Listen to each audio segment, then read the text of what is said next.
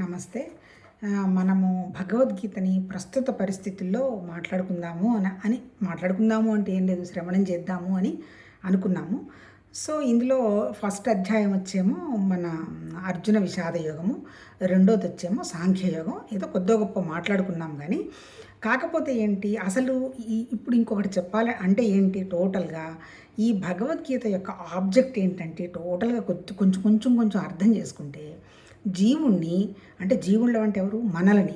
మనల్ని కొంచెం దైవత్వం వైపు మరల్చి మనమే దేవుళ్ళం అనేటువంటి విషయం కొద్దో గొప్ప అవగాహన చేయించి ఈ కర్మ వల్ల ఈ జీవత్వం వల్ల వస్తున్నటువంటి దుఃఖంలో నుంచి పడేయడమే ఉద్దేశం మహానుభావులకి. ఎవరికి? ఋషులకి.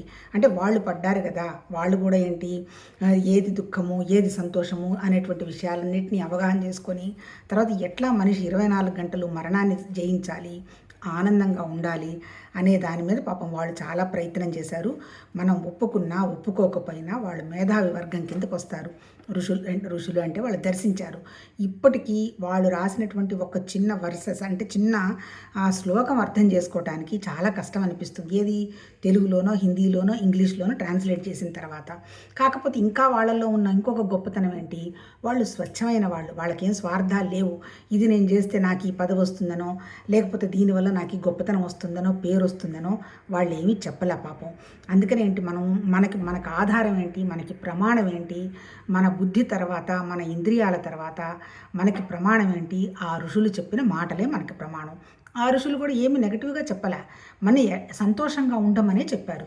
ఎట్లా సంతోషంగా ఉండాలి అంటే నువ్వు దానికి అర్జున విషాద యుగంలో ఏం చెప్తాడు? అర్జునుడు ఏంటి, అర్జునుడు గొప్పవాడే, యుద్ధం చేయడానికి ఇబ్బంది లేదు, ఎప్పుడు గెలిచే వచ్చాడు. కాకపోతే యుద్ధ భూమిలోకి వచ్చిన తర్వాత ఎక్స్క్యూజ్ మీ, నా వాళ్ళు, నా గురువు గారు, నా కజిన్సు వీళ్ళందరినీ నేను చంపితే మిగిలిన వాళ్ళంతా ఏమైపోతారు? ఇది నాకు ధర్మం కాదు కదా. నేను ఏదో ఒక కష్టపడైనా చేసుకొని తింటాను కానీ నాకు ఇంక ఈ రాజ్యాలు వద్దు ఏమీ వద్దని కూలబడిపోతాడనమాట. అంటే ఏంటి? దానికి కారణం ఏంటి? అర్జునుడికి యుద్ధం చేయలేక బాధ లేదు. ఆ తర్వాత అర్జునుడి పేరే విజయుడు. కాకపోతే ఏంటంటే అర్జునుడు వచ్చి చేరింది ఏంటంటే ఐడెంటిటీ అనమాట. ఐడెంటిటీ ఎందువల్ల వచ్చింది? మోహం వల్ల, శోకం వల్ల. అంటే ఈ ఐడెంటిటీ వల్ల మోహం శోకం వచ్చిపడ్డాయి అనమాట. ఈ మోహాన్ని శోకాన్ని ఎట్లా తొలగించుకోవాలి అంటే మనం ఎవరం? జీవుళ్ళం అనే దాని మీద ఇక్కడి నుంచి చెప్పటం జరిగింది. రెండో అధ్యాయం వచ్చి సాంఖ్యయోగం. యాక్చువల్గా సాంఖ్యయోగంలో కూడా 10 శ్లోకాలు మళ్ళీ అర్జునుడి దుఃఖాన్ని గురించే వర్ణిస్తారు. ఒరిజినల్ భగవద్గీత స్టార్ట్ అయింది 11వ శ్లోకం నుంచి చెప్పటం జరిగింది. అంటే ఏంటి ఇక్కడ అంటే శోకం ఎట్లా పోగొట్టుకోవాలి అనే దాని గురించి చెప్పడం జరిగింది. అంటే ఇక్కడ మొత్తం మీద మీకు లాస్ట్ టైం కూడా చాలాసార్లు మాట్లాడుకున్నాం. ఎంతసేపు చెప్పినా మన దగ్గర 2 ఉన్నాయి. రెండేంటి? మన దగ్గర జ్ఞానం ఉంది. రెండోదేంటి? ఆ జ్ఞానంతో కర్మ చేయగలిగినటువంటి ప్రాణం మన దగ్గర ఉంది. అంటే ఏంటి? ప్రాణశక్తి ఉంటేనే మనం పనిచేస్తాము. ఈ ప్రాణశక్తి జ్ఞానశక్తి కలిపి ఎలా పనిచేస్తున్నాయి? మన ఇచ్ఛ కోసం, మన ఆనందం కోసం శరీరం ద్వారా వ్యక్తం అవుతున్నాయి. సో ఇక్కడ ఏమీ సమస్య లేదు. కాకపోతే ఏంది, 24 గంటలు ఈ ఆనంద స్థితిలో కనుక ఉన్న వాళ్ళకి ఏ ఉపనిషత్తులు ఏ భగవద్గీతలు ఏమీ అక్కర్లేదు. కాకపోతే మనకు ఒక విషాదం అయితే ఉంది. ఎప్పుడప్పుడు జబ్బులు వస్తున్నాయి, తగ్గుతున్నాయి, తర్వాత మరణం ఎప్పుడు వస్తుందో తెలియదు, మరణిస్తామేమో. ఎందుకంటే మన ఎదురుగా కంటికి అందరినీ చూస్తున్నాం కదా. అంటే ఏంటి? ఈ మరణం గురించి మనకు ఒక అవగాహన, ఒక జ్ఞానం వచ్చిందాక మనకి కంప్లీట్గా దుఃఖం అయితే పోతుందని ఎవరైనా చెప్తున్నారు అంటే అది నిజంగా 100% అబద్ధం. దానికి ఏంటి? ఇప్పుడు ఈ సాంఖ్యయోగం అంటే ఏంటి? జ్ఞానానికి సంబంధించి చెప్పాడు. అంటే జ్ఞానం గురించి ఎక్కువ చెప్పాడు. తర్వాత ఏం చెప్పాడు? జ్ఞానం తర్వాత కర్మ గురించి కూడా చెప్పాడు. అంటే ఏంటి? అల్టిమేట్ ఏంటి? 18 అధ్యాయాలు చెప్పినా ఎట్లా మనం ఆలోచించాలి, అసలు సత్యం ఏంటి అనేటువంటి విషయమే ముఖ్యంగా చెప్పడం జరిగింది. తర్వాత ఏంటి? సత్యం ఎందుకు కనుక్కోలేకపోతున్నారు, దేన్ని పట్టుకున్నాం మనం అనే దాని గురించి మిగిలిన అధ్యాయాలు చెప్పడం జరిగింది. తర్వాత ఇంకొక పదం వాడతారు ఇక్కడ. ఇందులోనే ఉంది ఒక వర్సెస్, ఆ తర్వాత చెప్పుకుందాము. దాంట్లో ఏంటి? ఆశ్చర్యం అంటాడు. ఆశ్చర్యం అంటే ఏంటి? ఎవరైనా సరే నాకు సత్యం కావాలి అని కనుక ఎవరన్నా మాట్లాడారు అని కనుకంటే చాలా ఆశ్చర్యకరమైన విషయం అని భగవద్గీతలోనే చెప్పారు. అంతే కదా. ఎన్నో లక్షల మంది ఉన్నా కొన్ని వేల మంది కూడా నేను కావాలనుకోరు, కొన్ని వేల మంది ప్రయత్నం చేసినా నా దగ్గరికి తెలుసుకునేవాళ్ళు ఒక్కళ్ళు కూడా ఉండరు అంటారు. అంటే ఏంటి? ఈ భూమి మీద మనం ఎంతసేపటికి మన గోల ఏంటి? ఏ వస్తువులని సంపాదించుకుందామా, తర్వాత వాళ్ళిలా వీళ్ళిలా తర్వాత నాకు ఆ పవర్ కావాలి, ఈ పవర్ కావాలి, ఈ పవర్ అంతా వేరే వాళ్ళు ఎంజాయ్ చేస్తూ ఏదేదోగా ఉన్నారు అనేటువంటి భేదభావం పెట్టుకొని మనకి కూడా అవి కావాలనేటువంటి విషయం ఎక్కడో మనసులో పెట్టుకొని దానికోసం ప్రయత్నం చేసుకోవటం తప్ప సత్యం నాకు కావాలి అని అడిగేవాళ్ళు చాలా తక్కువ మంది. ఇదే విషయం అలా ఎవరైనా అడిగారు అంటే చాలా ఆశ్చర్యం అంటారు. అంటే అర్థం ఏంటంటే ఇది విని అర్థం చేసుకుందాము, పాటిద్దాం అనేటువంటి వ్యవహారం కూడా చాలా తక్కువనే ఉండొచ్చు. ఎందుకంటే మహానుభావులు చెప్పినటువంటి వీడియోస్ చూస్తుంటే కళ్ళనీళ్ళు వచ్చేస్తున్నాయి. అంటే ఎన్నో సంవత్సరాల నుంచి వాళ్ళు చెప్తున్నారు, అద్భుతంగా చెప్తున్నారు, ఎంత విడమర్చి చెప్తున్నారు. వాళ్ళు పాటించిన వాళ్ళు కూడా ఉన్నారు, అద్వైత వేదాంతాన్ని పాటించిన మహానుభావులను కూడా చూస్తున్నాము. కానీ అవన్నీ కూడా మనకి సరిపోవు. కనీసం చాలా తక్కువ మంది చూడటం జరుగుతూ ఉంటుంది. అఫ్కోర్స్ అంటే ఏంటి, నాకు సత్యమే కావాలి అని కనుక ఆలోచన చేయటం అది చాలా అది చాలా ఆశ్చర్యం అనే చెప్తారు. సో ఇక్కడ మనం చెబుదలుచుకున్నది ఏంటి, ఈ పరమాత్మ తత్వానికి ఈ భగవద్గీతలో ఒక ప్రతి శ్లోకం చదివి అది ఈ ప్రస్తుత కాలంలో ఇప్పుడు మా అనుభవాల్లో ఎట్లా ఉపయోగించుకోవచ్చు అనే దాని గురించి చెప్దామని మొదలు పెట్టుకున్నాం అనమాట. మనం ఏదో 4-5 టాక్లు మాట్లాడాం, కానీ ఈరోజు ఏంటి ఇది చదువుతూ చెప్పుకుంటే బాగుంటుందేమో అనిపిస్తుంది. ఇది ఈ భగవద్గీత వచ్చి గీతా ప్రెస్ వాళ్ళు గోరఖ్పూర్ వాళ్ళు వేసినట్టున్నారు. ఒక లాయర్ ఫ్రెండ్ మేమందరం కలిసినప్పుడు ఇది అందరికీ ప్రజెంట్ చేశారు. కాకపోతే ఇది ఇప్పుడు నాకు బయటకు వచ్చింది, చూద్దాం. ఇది దీంట్లో మరి ఇది అంటే చాలా ఈజీగా అనిపిస్తుంది. ట్రాన్స్లేషన్ కూడా వండర్ఫుల్గా ఉంది. ఎందుకంటే సంస్కృతం రాదు, కనీసం సంస్కృతం చదివేంత శక్తి ఉందని కూడా అనుకోవడంలా, ఎందుకంటే ఎప్పుడు ఇట్లా చదివింది లేదు. అందుకని ఒక్కొక్క శ్లోకం చదివి దానికి అనుగుణంగా అసలు భగవతత్వంలో వివరణ ఏంటి, ఆ తర్వాత మనకి ఇక్కడ అర్థమైనటువంటి ప్రపంచానికి మనం ఎట్లా అప్లై చేసుకోవచ్చు అని చెప్పుకుందాం. దాదాపు 700 వర్సెస్ ఉండొచ్చు, ఎంతసేపు పడుతుందో తెలియదు. కాకపోతే నాకు వేరే పని అయితే లేదు. ఇది తర్వాత నేనేదో ప్రవచనాలుగా బోధించాలి అట్లా అని కూడా కాదు. Just it is time pass for me. తర్వాత ఇది ఎవరికో అందింది అందలేదు ఇటువంటివి కూడా ఎక్స్పెక్టేషన్స్ అన్నీ కూడా ఏమీ లేవు. నాకేదో టైం పాస్ కావట్లేదు, పైగా నా హ్యాండ్ రైటింగ్ బాగుండదు, దాన్ని బేస్ చేసుకొని నాకు అర్థమైంది ఇట్లా మాట్లాడుకుంటే కొంచెం బాగున్నట్టుగా అనిపిస్తోంది. కాకపోతే టైం గడవాలిగా, 24 గంటలు ఉంది కదా, ఆ గడవడంలో ఇది కూడా ఒక గంట చదువుకొని మాట్లాడుకుంటున్నట్టుగా ఉంటుందని మాట్లాడుకున్నాం. సో ఇప్పుడు ఇక్కడ ఏంటి, ఈ భగవాన్ ఉవాచ మొదలైంది ఇక్కడ 11వ వర్సెస్ నుంచి మొదలైంది సాంఖ్యయుగంలో. ఏం చెప్తాడు ఆయన, ఏమయ్యా అర్జున, దాని గురించి శోకిస్తున్నావు, శోకించాల్సిన దాని గురించి శోకించటం లేదు, పెద్ద పండితుడిలాగా మాట్లాడుతున్నావు. ఈ నిజంగా పండితులైన వాడు ఎవరైనా ఉంటే వాళ్ళు పోయిన వారి గురించి బాధపడరు, తర్వాత పోని వాళ్ళ గురించి కూడా దుఃఖపడరు అంటారు. అంతే కదా. ఇప్పుడు ఇక్కడ చెప్పదలుచుకున్నది ఏంటి ఆయన అంటే ఏంటి, ఇప్పుడు ఇది జ్ఞానయోగం, అంతే కదా, జ్ఞానం గురించి చెప్తున్నాడు. అల్టిమేట్గా ఇప్పుడు మనకి ఉపనిషత్తులు ఉన్నాయి కదా, ఈ ఉపనిషత్తులు అంటే ఏంటి, ఇప్పుడు మన మునులంతా మన ఋషులంతా మొత్తము ఉపనిషత్తుల సారాన్నంతా కలిపి వేదాలు 4 వేదాలుగా రాసిపెట్టారు. యజుర్వేదం, సామవేదం, అధర్వవేదం, ఋగ్వేదం అని. దీంట్లో ఒక్కొక్కటి ఏంటి, ఒకటేమో జ్ఞానం గురించి చెప్తే ఒక వేదం, ఒకటేమో కర్మకాండ గురించి చెప్తే, ఒకటేమో ఉపాసనలు వాటి గురించి చెప్పడం జరిగింది. అల్టిమేట్ ఏంటి, మన మనుషులు ఇంతమంది ఉన్నా అందరి ఆలోచన విధానం ఒకటి కాదు, ఒక్కొక్కళ్ళు ఒక్కొక్క స్థితిలో ఉండడం జరుగుతుంది. నిన్న మాట్లాడుకున్నాం ఏదో షార్ట్స్లో, ప్రాణము అంటే ఏంటి, స్థితి గతి అని మాట్లాడుకున్నాం. స్థితి అంటే ఏంటి, మన ప్రాణం అంటే ఏంటి, గతి అనమాట. తర్వాత మన మనసు అంటేనేమంటే, మనసు అంటే ఆలోచనలు అవన్నీ వస్తాయి అన్నమాట. అంటే మన మనస్థితి ఎట్లా ఉంటే మన స్థితి కూడా అలా ఉంటుంది కాబట్టి, అంటే స్థితి అంటే మనం అర్థం చేసుకునే వ్యవహారం కిందకి రావచ్చు. అందుకని అందరికీ ఒకటే అప్లై కాదు కాబట్టి ఒక్కొక్కళ్ళు ఒక్కొక్కటి చెప్పడం జరిగింది. అల్టిమేట్ చివరివి ఏంటి, చివరిది వచ్చి ఉపనిషత్తులు అంటే కంప్లీట్గా జ్ఞానం గురించే చెప్పాయి. అందుకని ఏం చెప్పాడు, వేదాల్లో లాస్ట్లో ఏమన్నాడు, వేదాంతం అన్నాడు. అంటే ఏంటి, అల్టిమేట్ జ్ఞానం కూడా ఎండైపోయే స్థితి అంటాడు.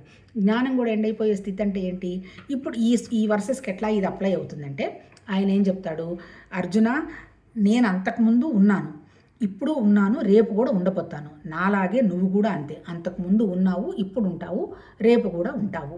తర్వాత నా జన్మ ఎలాంటిదో నీ జన్మ అలాంటిదే, ఒక జన్మకి ఒక జన్మకి తేడా లేదు. ఒకటి గొప్ప జన్మ, ఒకటి చిన్న జన్మ, ఒకటి జ్ఞాని, ఒకటి అజ్ఞాని అనేటువంటి భేదం ఏమీ లేదు. ఉన్నదంతా నిరాకారమైనటువంటి పరమాత్మ జ్ఞానం. అంటే ఏంటి? పరమాత్మ జ్ఞానం అంటే ఏంటి? దానికి తుది లేదు, మొదలు లేదు, మార్పు లేదు. అంతే కదా. జ్ఞానం సాకారం ఎప్పుడవుతుంది? దానికి ఒక రూపం వస్తే కదా.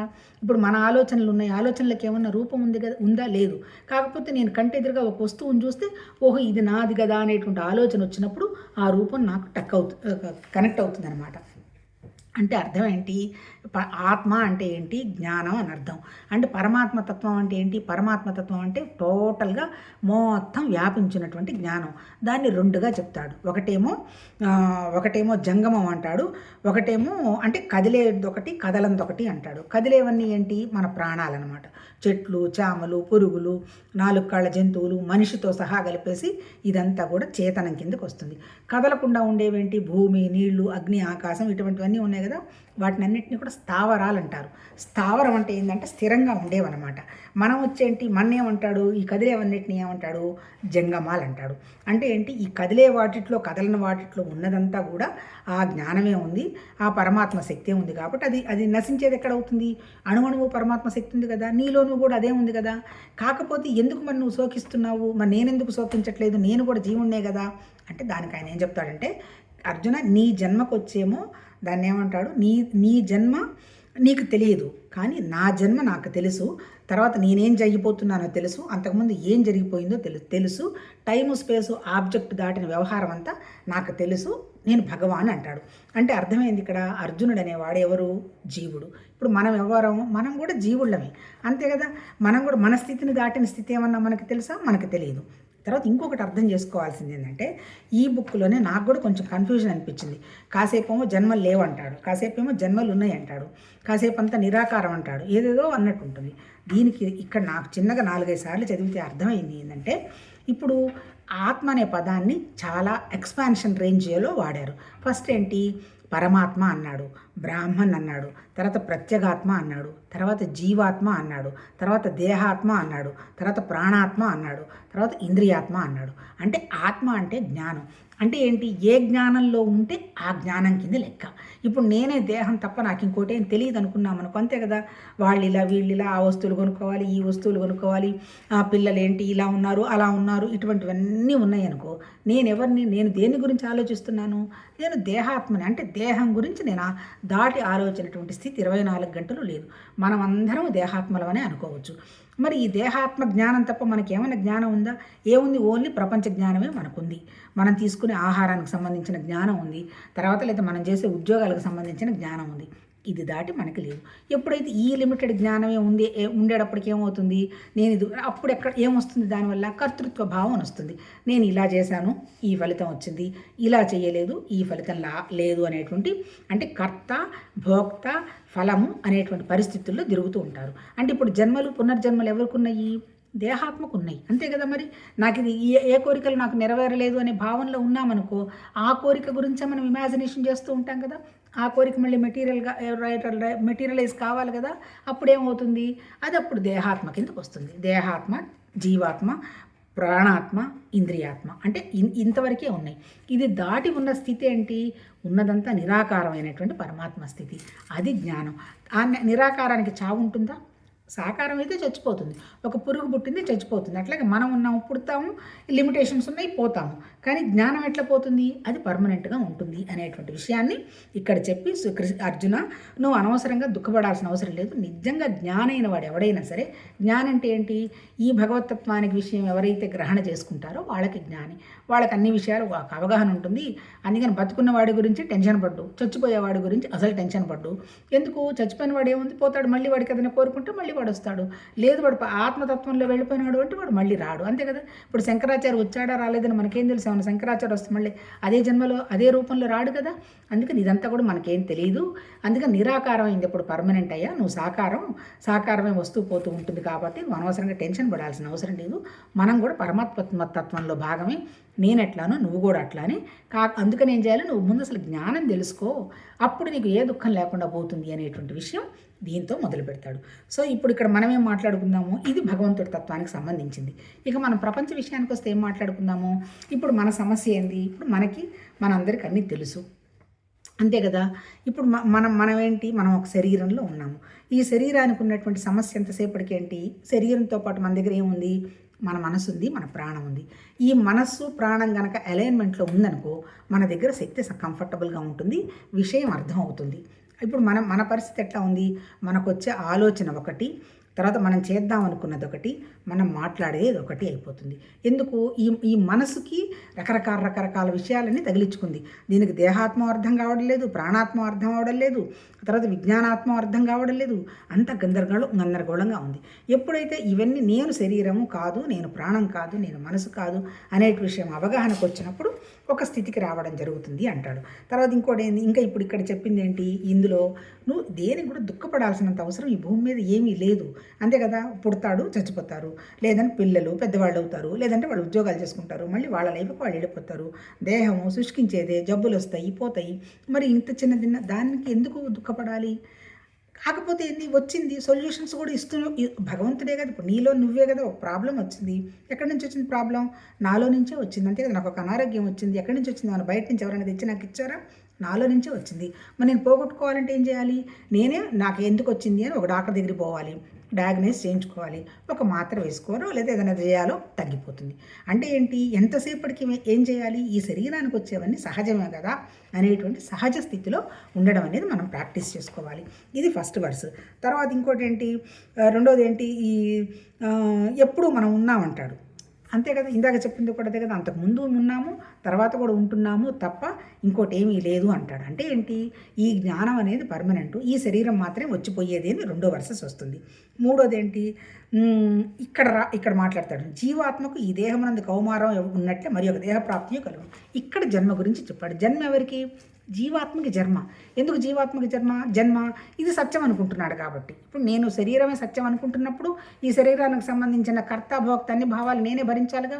ఇదిగో ఈ పని చేశాను కాబట్టి లాభం వచ్చింది, నా వల్ల జరిగింది, ఏదైనా నష్టం వచ్చింది, అదిగో వాళ్ళు నాకు అన్యాయం చేశారు, వాళ్ళ వల్ల నేను ఇలా బాధపడుతున్నారు అన్నారు. ఇది ఎవరి లక్షణం, జీవాత్మ లక్షణం. ఇప్పుడు కృష్ణుడు భగవాన్ బోధిస్తున్నది ఎవరికి, ఆయన జ్ఞానుల దృష్టిలో పెట్టుకొని బోధిస్తున్నాడు, జీవాత్మల దృష్టిలో పెట్టుకొని బోధిస్తున్నాడు, ఇంద్రియాత్మల దృష్టిలో పెట్టుకొని బోధిస్తున్నాడు, దేహాత్మల దృష్టిలో పెట్టుకొని బోధిస్తున్నాడు. ఇప్పుడు ఈ జన్మ పునర్జన్మ వచ్చేది ఎవరికి, నేను జీవాత్మను అనుకున్నప్పుడే వస్తుంది. నేను జీవాత్మను కాదు, నేను కూడా పరమాత్మతత్వంలో భాగమే. ఇంకా నాకు ఈ జన్మ లేదు పాడు లేదు అనేటువంటి విషయాన్ని కనుక నువ్వు మనసులో నిలబెట్టుకోగలిగితే సత్యం అది. అందుకని ధ్యానం ఏం చేసినా ఏం చెప్తున్నారు, భగవంతుడు మా హృదయంలో వెలుగుతున్న జ్యోతి రూపంలో ఉన్నాడు. వెలుగుతున్న జ్యోతి అంటే ఏంటి, జ్ఞానం.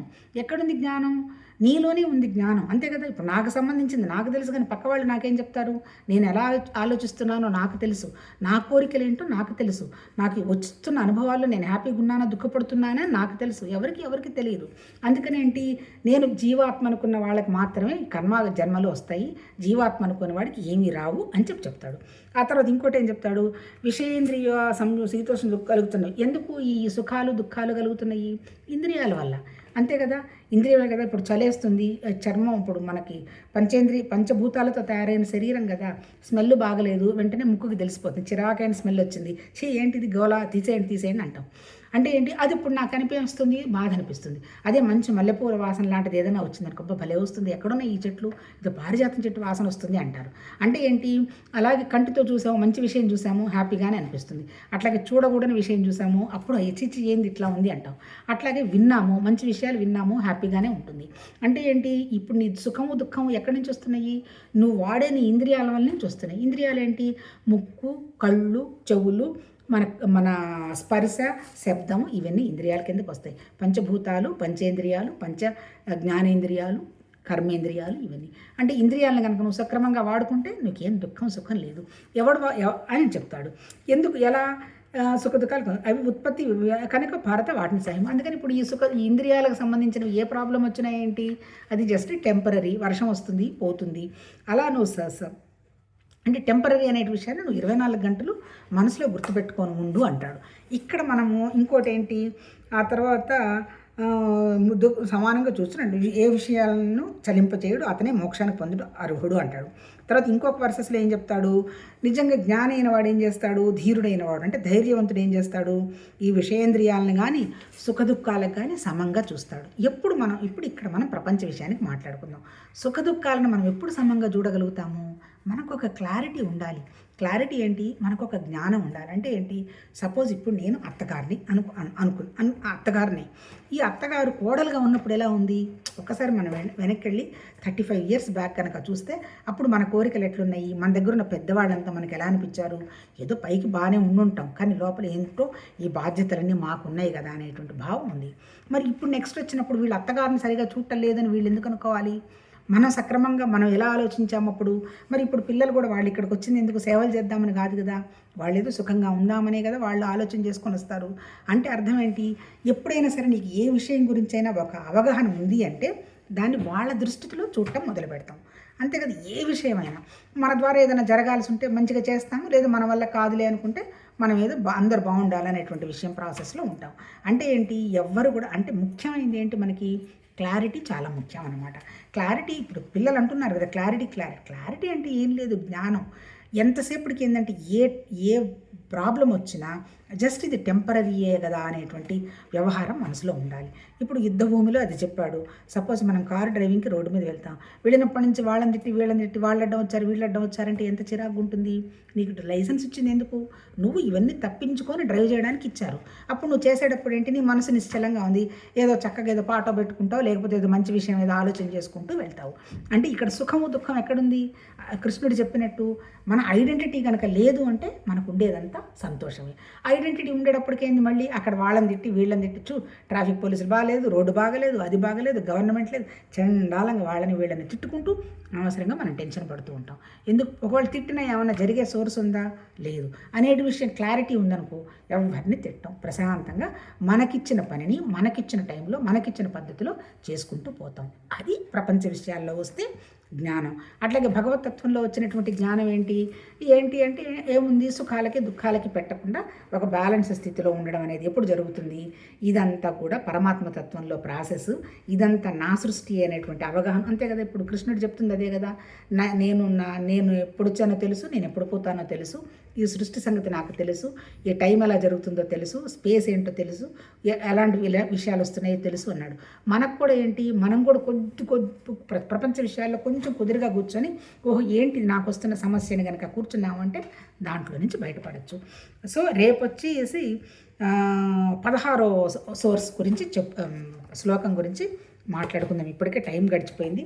యాక్చువల్గా 15 నిమిషాలే మాట్లాడదాం అని అనుకున్నాం, కానీ రేపటి నుంచి మాత్రం స్ట్రిక్ట్గా 15 నిమిషాలే. నమస్తే.